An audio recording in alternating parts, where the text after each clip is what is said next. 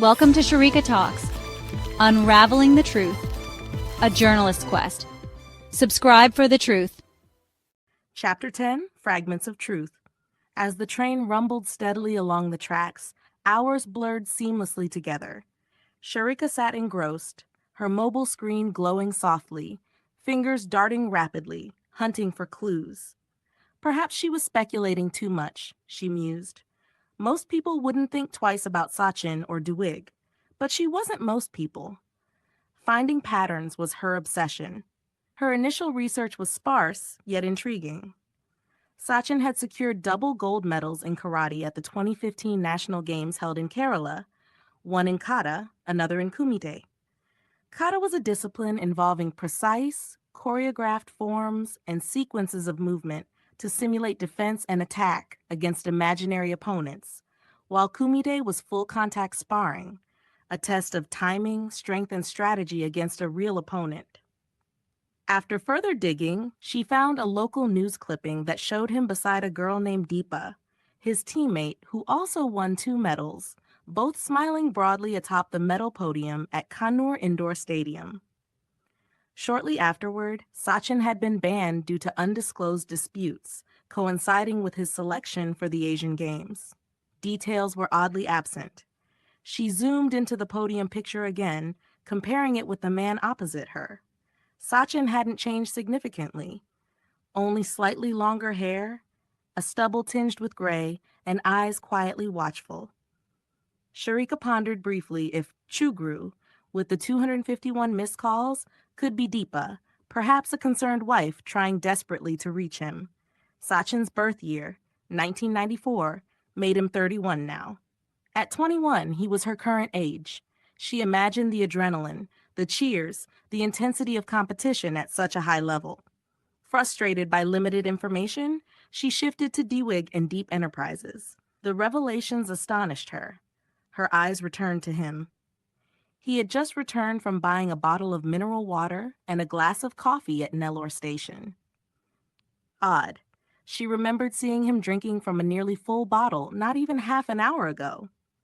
She'd seen it clearly when the RPF had come to say goodbye at Guntur Station, their polite farewells blending with the rhythmic hum of the wheels on tracks.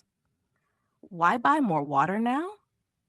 Sharika shook her head, dismissing her suspicions momentarily, and turned back to her phone. Her search continued, deeper and more systematic. DWIG had begun as a modest tuition center in 2013, growing rapidly after 2015. They established their first official school shortly afterward and quickly diversified into multiple sectors. The Deep Enterprises umbrella expanded astonishingly in the following years. Their revolutionary school model captivated her. Each DWIG school had 4 types of inhabitants in 2 divisions. First, the academic wing, 80% elite talents selected based on academics, sports, or arts, receiving fully funded education, accommodation, and support. In return, these students pledged 10% of their future income back to the institution. The remaining 20% were children from the richest families, who paid exorbitant fees and competed intensely for limited seats, despite the steep cost. Next was Derrick, Deep Empathy Retirement Institution and Kids Center. This division was an innovative integration of an orphanage and an old age home. The elderly residents, often lonely and isolated, found companionship in the lively, enthusiastic orphan children, who in turn gained parental figures they lacked. It was a mutually nurturing relationship. Derrick also employed local college students as part-time staff for nursing, medical care, and maintenance, providing them with meaningful employment and pocket money. Then they ventured into food preservation technology. Since 80% of all the food produced in India was spoiled, while 40% of the population didn't get enough to eat, preserving it efficiently made significant leaps in the agriculture industry. Deep Enterprises hadn't stopped there.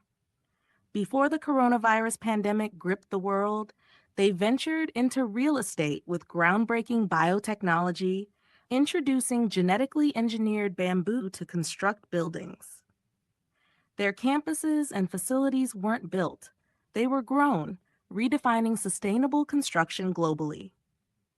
After COVID-19, Deep Energies was launched, making international headlines with genetically modified phytoplankton capable of generating 5 times more energy than traditional solar panels. Further enhancing their global prominence was the revolutionary hydrogen ion battery technology, drawing attention from giants like Elon Musk's Tesla, BYD, Panasonic, and other EV industry leaders. The most extraordinary fact was that the scientists in their research wing were almost entirely their own former students. Sharika's research revealed an impressive financial footprint. By 2024, Deep Enterprises was estimated to be worth over $80 billion, though exact valuation remained elusive due to the substantial philanthropic donations pouring into Derek. She paused, reflecting on the mastermind behind this colossal empire. Sukanya R. Nair, just 32 years old. Who would have been younger than her age when she started this vast empire? Extraordinary, just like her mother was. A sudden memory, stark and vivid, intruded her thoughts. A childhood etched with trauma. She was 5 when her family boarded the ill-fated flight from Kozhikode International Airport. Her father, Anand Varma, a successful financier, had proudly introduced her mother, Aishwarya Varma, a pharmaceutical visionary, to his business colleagues at the airport lounge. She remembered the heavy rains outside, a foreboding gloom pressing against the airplane windows as they taxied down the runway. The engines roared as the aircraft accelerated, but suddenly there was chaos. A loud bang, a violent jolt. She remembered screams, panic-stricken faces, her mother's protective arms around her. The plane skidded violently off the runway, tearing through fences, bouncing brutally over uneven ground, finally crashing into a small hill, engulfed in flames. Out of the 143 passengers and crew, only 6 had survived. Miraculously, she had been among them. She could still feel the heat of the flames, hear the crackling of metal and the wails of the injured as rescuers pulled her tiny, trembling body from the wreckage. Sharika shivered involuntarily, gripping her phone tighter. "No," she whispered firmly, shutting her eyes briefly. "I'm not weak."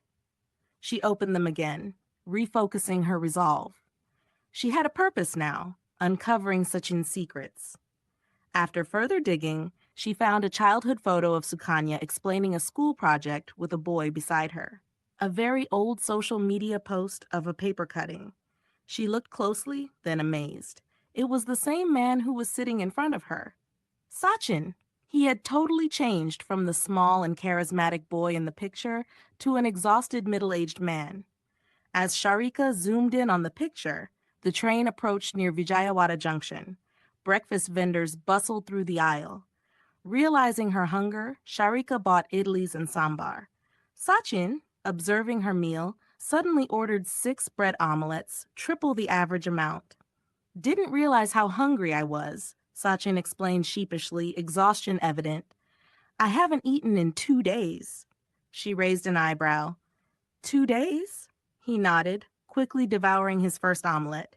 "It's been hectic." Sharika probed gently as they ate. "How are the kids? How will they reach Delhi? When does their event start?" "They'll be fine. Management was furious, but I've convinced them to charter a flight for them. Their event starts on the 30th, starting with football," he explained carefully. "Charter an entire flight? So how many kids are there exactly for the event from your school?" 133, Sachin replied, munching on a bread omelet. She was awestruck by that number, an international school games and more than half the students representing the country from just one institution. But she masked her amusement. "So you definitely had a very busy morning?" she teased, eyeing his phone. He smiled faintly, eyes cautious. "Not as busy as you. A casual scroll doesn't usually have such intensity." "Future journalist habits," she chuckled. "What's the headline?" he asked casually. "Continuing rains, suspected theft at Padmanabhaswamy Temple, and your international school games. Also, there was news about the IRCTC software glitch," Sharika recited calmly, keenly observing Sachin. A brief flash of panic crossed his face, quickly masked, but Sharika caught it. That's all. But you were in it for 3 hours, he pressed, slightly too urgently. Actually, I've been researching you and DWIG, Sharika admitted candidly, closely watching him. She displayed the podium photo. Found your medals and subsequent ban. Curious. Why the secrecy? Sachin flinched subtly, sorrow briefly shadowing his eyes. Quickly regaining composure, he asked, Anything else?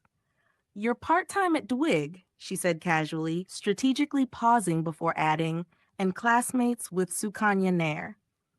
Sachin nearly choked on his food, coughing in surprise. Even my colleagues don't know. Sharika smiled innocently. That's why I want to be a journalist. Their conversation deepened effortlessly, flowing smoothly through books, ambitions, and anecdotes. Sharika marveled at Sachin's depth of knowledge and curiosity. He revealed plans for a book he was writing, The Physics of Karate, prompting her question, A physics graduate, then? A failed one, he chuckled softly. Their conversation stretched throughout the day, occasionally pausing for calls, Sharika's family, Sachin's professional exchanges. He wandered off to clean his shoes. After dinner, noting Sachin's fatigue, Sharika insisted, Rest in my berth. You've done enough. Climbing into the upper berth, Sharika felt exhilarated. She was too much into the art of deception. She didn't miss a thing. Tiny details, even a seasoned police officer in her position would have missed. What started as a hobby now became her first genuine investigative project. She recalled subtle cues, Sachin's fleeting expressions, the fear in his eyes when she mentioned the news, something easily overlooked but critical. She meticulously documented details in her digital diary, revisiting the headlines, curiosity overriding fatigue. Tonight belonged to her inner Sherlock Holmes, and sleep would have to wait. End of chapter 10. Thank you for watching Unraveling the Truth, A Journalist's Quest. Subscribe to stay updated on Sharika's journey. Stay tuned for the next part. Disclaimer. Unraveling the Truth, A Journalist's Quest is a work of fiction. The experiences, ideas, and theories presented by the characters, including the books they write, are purely fictional and do not reflect real-world events, beliefs, or ideologies. While some incidents and characters may be inspired by real-world scenarios, they are entirely fictionalized for storytelling purposes. The author does not endorse or share the viewpoints expressed by any character in this novel. Any resemblance to actual persons, living or dead, or real events is purely coincidental. Viewer discretion is advised.